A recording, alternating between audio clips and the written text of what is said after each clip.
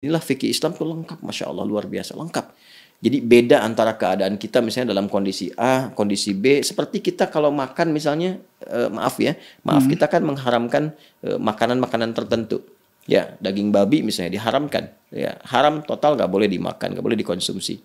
Ya, cuma dalam kondisi tertentu, Anda berada di situasi yang sangat sulit, berada sedang berkemah di hutan dan sebagainya, nggak ada makanan yang lain kecuali itu. Kan? Maka diperkenankan itu kemudian dimasak, dimakan hanya untuk menutupi lapar sambil mencari makanan yang lain yang dibenarkan. Tapi sementara saja dalam kondisi demikian. Saya ingin mengilustrasikan kepada Anda betapa Islam itu solutif gitu. Ya, bahkan dalam keadaan yang dilarang pun sepenuhnya dilarang, ada kebolehannya dalam kondisi darurat tertentu. Ini kaidahnya namanya ad-daruratu tubihul mahdhurat. Dalam keadaan darurat bahkan yang haram bisa menjadi halal untuk sementara waktu.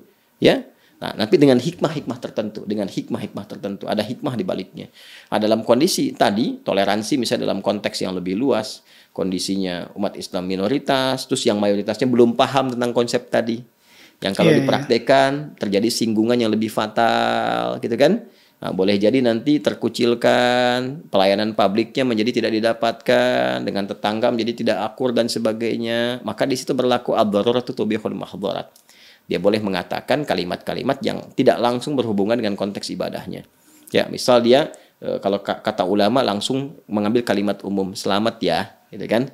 Congratulations misalnya kalau di Inggris ya. Nah, kita tidak langsung mengambil kalimat-kalimat yang spesifik pada pengucapan terkait dengan ibadahnya. Nah, itu dalam kondisi tadi. Tapi kalau kondisi saling memahami, seperti di Indonesia kan nggak ada masalah.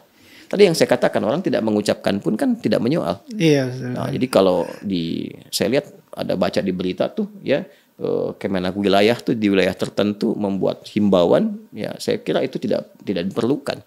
Nggak dengar beritanya itu, ya yang membuat himbauan ke instansi tertentu supaya membuat spanduk ucapan, ya saya kira itu tidak dalam konteks yang diperlukan. Iya. Karena kan, tapi menariknya gini, disadari juga ini kan himbauan tidak dipaksa. Tapi kalau Anda kan punya otoritas, jadi begitu diturunkan ke bawah sifatnya instruktif gitu, walaupun himbauan. Sedangkan menariknya kan kalau sifatnya tidak ada paksaan, biasa-biasa saja, ya tidak perlu ada himbauan. Jadi biasa saja gitu ya. Nah, karena itu penting kita mengedukasi, kita mencintai kehidupan berbangsa, bernegara, saling menghormati, ya kan? Dan titik toleransi tertinggi adalah kita menghormati akan tibanya hari besar, hari ibadah untuk saudara-saudari kita, ya penganut Kristen ataupun Katolik, pada waktunya untuk beribadah gitu kan.